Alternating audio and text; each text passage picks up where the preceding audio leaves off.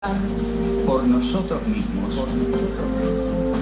Filosofía aquí y ahora especiales. La guerra del Paraguay. La causa del libre cambio. 1. El Tratado de la Triple Alianza. 2. La pesada carga del hombre blanco. 3. La proclama de Felipe Varela. 4. La razón imperial. 1. El Tratado de la Triple Alianza. Dentro de la ardua temática de la guerra del Paraguay, tenemos que considerar delicadamente en qué momento se hace el Tratado de la Triple Alianza entre Brasil, Uruguay y Argentina. El Tratado de la Triple Alianza se hace antes de la declaración de la guerra.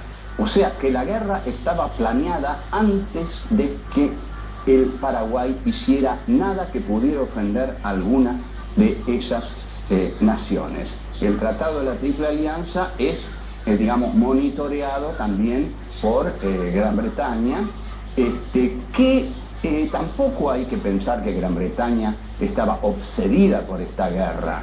Hay un libro de Andrew Graham Joy que se llama Pequeñas Guerras Británicas en el Plata, y entre esas guerras incluye la guerra del Paraguay, que para Inglaterra es una de las tantas guerras que lleva adelante, no la protagoniza Inglaterra. Inglaterra invade India, invade China, ahí sí, Inglaterra directamente, pero acá ¿no?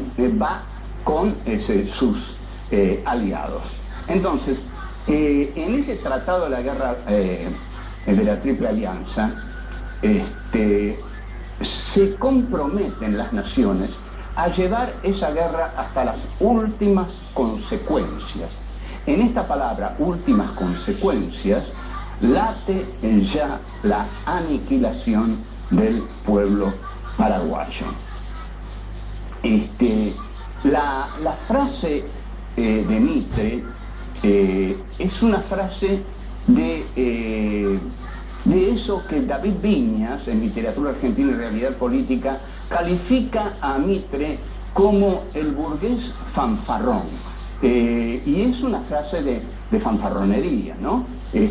En 3 días en los cuarteles, en 3 meses en el frente, no, en 3 meses en la Asunción. Es una frase, digamos, de una petulancia excepcional. David Viñas lo llama, insisto, el burgués fanfarrón a Mitre. Después vamos a ver de sus contemporáneos algunas frases que decían sobre el general Mitre, traductor de la Divina Comedia de Dante Alighieri. Mitre en el frente paraguayo traducía la Divina Comedia. La excusa de Mitre es que Solano López, que le había pedido permiso a Mitre para pasar por Corrientes y Mitre se lo niega, Solano López ataca 2 barcos argentinos. ¿Ustedes vieron cómo empiezan todas las guerras norteamericanas? ¿Cómo empieza Pearl Harbor? ¿Cómo empieza la guerra de Vietnam? También con el ataque a 2 barquitos norteamericanos. Bueno, Mitre aquí tiene su Pearl Harbor, ¿no? Solano López ataca a 2 embarcaciones argentinas y Argentina entonces, ¿cómo ocurre esto? A la guerra. Ahora, ¿cuáles eran los verdaderos motivos? ¿Por qué le convenía tanto a la Argentina que Solano López en todo caso cometiera ese error y le permitiera ir a una guerra que deseaba? Había que abrir el Paraguay al comercio libre. En un cercano pasado, nada menos que don Juan Manuel de Rosas había puesto cadenas al río Paraná. No, esto no puede ser, dijeron los ingleses, este es un tirano sangriento que pone cadenas a un río. E imagínense que conceptualmente no hay nada peor contra el liberalismo que ponerle cadenas a un río. Eso sí que es interrumpir el libre mercado. Entonces, también Mitre quiere destruir al Paraguay porque en el Paraguay se apoyaban las montoneras mediterráneas y después de Pavón, Mitre quiere liquidar a las montoneras mediterráneas. Uno de los más grandes asesinos de esa campaña fue Ambrosio Sandes, y hay una carta de Mitre que dice: si Sandes mata gente, déjenlo, es un mal necesario. Está en la correspondencia con Sarmiento. Si alguien tiene duda, alguna duda de que la guerra se hizo para lograr el libre cambio, se hizo como una lucha por la bandera gloriosa del libre cambio, que era la bandera del siglo, para que las grandes potencias colonialistas entraran en todos lados, cuando las fuerzas mitristas, los soldados de Buenos Aires, marchan al frente, Mitre les dice: en vuestras bayonetas lleváis el libre cambio. Así que está claro, lo que llevaban en esas bayonetas era el libre cambio. En este sentido, Mitre podría decir: yo no hacía más que seguir el rumbo que seguía el mundo. Y uno le podría decir: sí, pero en todo caso usted debió integrar más territorios al proyecto de unirse al mundo, debió integrar un país, no una ciudad. Lo que queríamos nosotros era hacer un país, no un territorio despojado y lleno de cadáveres, como lo que resultó de la guerra de policía de las provincias, como resultó del genocidio al Paraguay y al genocidio indígena con Roca. Lo que quedó fue la oligarquía de Buenos Aires, dueña de todo el poder, y tuvo que pedir entonces la inmigración ultramarina que llegó, y esa es otra historia, pero también los trataron mal. Bueno, volvemos. Pesada carga del hombre blanco. La guerra del Paraguay se encuadra dentro de la historia del desarrollo del colonialismo. Tenemos que pensar un poco cómo el colonialismo se pensó a sí mismo para entender cómo sentía su misión histórica. Para eso tenemos que recurrir a un poema de Rudyard Kipling, que fue el poeta del colonialismo, que se llama, vamos a recurrir a su título nada más, que es clarísimo, se llama La pesada carga del hombre blanco. Para Kipling, el hombre blanco tenía la pesada carga de llevar la civilización a todos los territorios bárbaros. Entonces, esa pesada carga del hombre colonialista debe serle reconocida, porque esa pesada carga es digamos, muy meritoria, porque deben agradecer los pueblos colonizados que los colonizadores les lleven la cultura, la civilización, la modernidad. Entonces, el poema de Kipling, que este es un poco abstruso, pero dice: lleven la carga del hombre blanco, envíen adelante a los mejores de ustedes para servir con equipo de combate a naciones tumultuosas y salvajes. O sea, ahí va el hombre blanco para colonizar a naciones tumultuosas y salvajes. ¿Con qué va? Va con sus armas. Pero detrás de las armas viene la cultura, la civilización. Yo recuerdo que en cierta época algunos decían: ah, la India no tendría agua corriente si no fuera por los ingleses. O sea que el colonialismo le da muchísimos beneficios a las naciones que coloniza, les lleva la civilización. A esto se le llama el colonialismo bueno, lo que el colonialismo hace de bueno para los países salvajes y bárbaros. No olvidemos que esta gente está hablando de los países islámicos de África.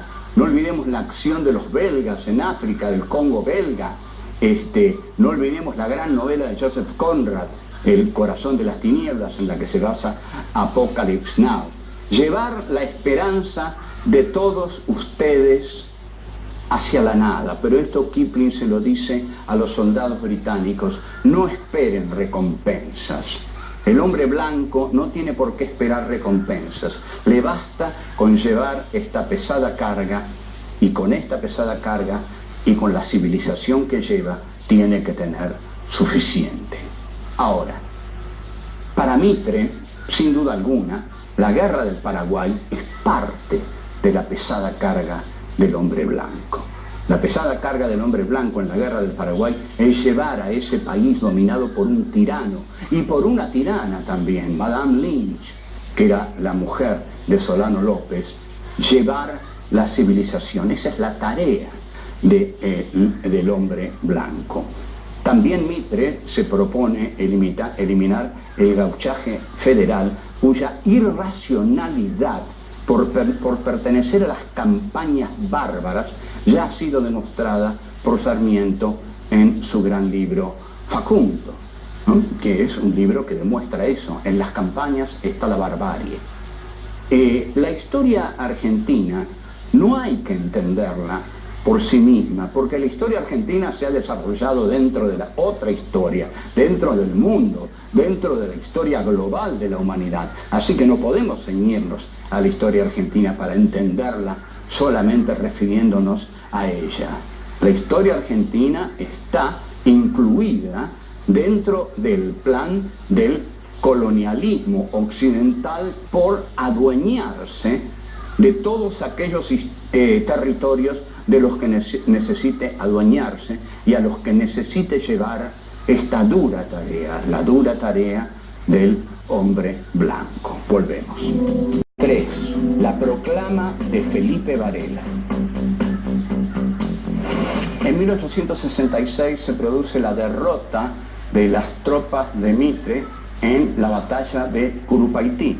Esto deteriora mucho el prestigio de Mitre, quien debe abandonar el frente. En ese momento el que gobernaba era Rufino de Elizalde, uno de los hombres más fieles de Mitre, cuyo nombre ustedes conocerán por algunas calles, por algunos edificios, porque digamos la ciudad de Buenos Aires está adornada por los nombres de aquel Varela. Felipe Varela ha llegado al país, ha nucleado una importante cantidad de gauchos levantiscos y además, lo que realmente preocupa a Mitre y a Rufino de Elizalde es que los desertores del ejército que ha ido al Paraguay se unen a las montoneras mediterráneas. ¿Por qué se unen a las montoneras mediterráneas? Porque esos soldados ven la guerra como un asunto de Buenos Aires. No pueden ver la guerra como un asunto de la patria. La guerra esa, dicen, esto es una cuestión de Buenos Aires. Nosotros no tenemos nada que ver en esto. Felipe Varela incorpora a los desertores de Mitre más sus propias tropas, entonces lanza en 1866 una proclama y en 1868 un manifiesto que están basados en el pensamiento de Juan Bautista Alberdi, muy conocido por el bárbaro Felipe Varela, que leía muy bien a Alberdi. Porteño es ser ciudadano exclusivista, ser provinciano es ser mendigo de la patria, sin libertad ni derecho. Fíjense las cosas que se decían en las provincias, contra la orgullosa, absorbente y dominadora Buenos Aires. La proclama de Felipe Varela dice muy estentoria y ardientemente: soldados federales, nuestro programa es el de la práctica estricta de la Constitución jurada, el orden común, la paz y la amistad con el Paraguay y la unión con las demás repúblicas americanas. Entre tanto, Buenos Aires es denunciado por Varela como el puerto y la aduana. Buenos Aires posee el puerto y la aduana y así se va enriqueciendo. Entonces, dice Varela, Buenos Aires es la provincia que ha gozado del producto del país entero, mientras que en los demás pueblos pobres y arruinados, se hacía imposible el buen quicio de las administraciones provinciales por la falta de recursos. La falta de recursos. Colonialismos externos y hay colonialismos internos. Buenos Aires, dice el manifiesto de Varela, es la metrópoli de la República Argentina como España lo fue de la América. Póstumos 5, que hay un libro que se llama Grandes y Pequeños Personajes del Plata, que se puede conseguir, y ahí ustedes van a leer las cosas tan interesantes que decía Alberdi, antes de todo revisionismo histórico. Alberdi era el gran teórico que estaba detrás del manifiesto de Varela, y Alberdi es el que veía que la cuestión interna de las provincias argentinas no era más que una cuestión de la política que debía llevar Mitre para afianzar el poder de Buenos Aires. Entonces, Varela es realmente un problema muy grande para Mitre, pero no solo por Varela, sino por los desertores de la guerra del Paraguay. Las deserciones comienzan a enloquecer a Mitre y a su ministro Rufino de Elizalde. ¿Qué problema? Bueno, la razón imperial. La guerra del Paraguay hay que verla desde dos puntos de vista. Por un lado, la guerra era una necesidad interna de Mitre. Mitre necesitaba esa guerra porque tenía que abrir el Paraguay al libre comercio y a la vez porque Solano López era un socio de un socio y alguien que respaldaba bélicamente a las montoneras del interior mediterráneo. Faltaba ver qué hacía Urquiza y eso preocupaba mucho a Mitre. Por otro lado, el otro aspecto es que Inglaterra, como sabemos, necesitaba el algodón del Paraguay. Ahora, Gran Bretaña, para la filosofía que piensa la modernidad capitalista, es el espíritu de la racionalidad en el siglo XIX. Esto no quiere decir que lo sea, pero se presenta como el espíritu de la racionalidad. En el poder económico y bélico de Gran Bretaña se encarna la razón capitalista.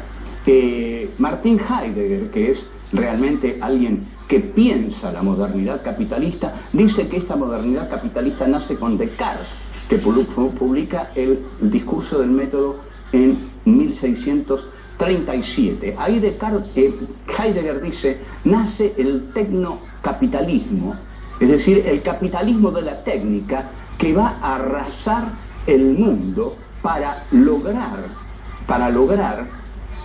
fortalecerse y para lograr hacer su industria y para constituirse en la potencia que se va a constituir, la Inglaterra en la burguesía industrial británica expresada por Adam Smith. A su vez, razón europea, que hoy lo vemos cada vez más, trágicamente hoy, está terminando con el planeta en cualquier momento. Esta razón europea en el siglo XIX se expande en tanto colonialismo. Sartre analiza el colonialismo del siglo XIX y les dice a los europeos, ¿saben algo? Europa se ha hecho a sí misma fabricando esclavos y monstruos. Fíjense, un francés le dice eso a los franceses.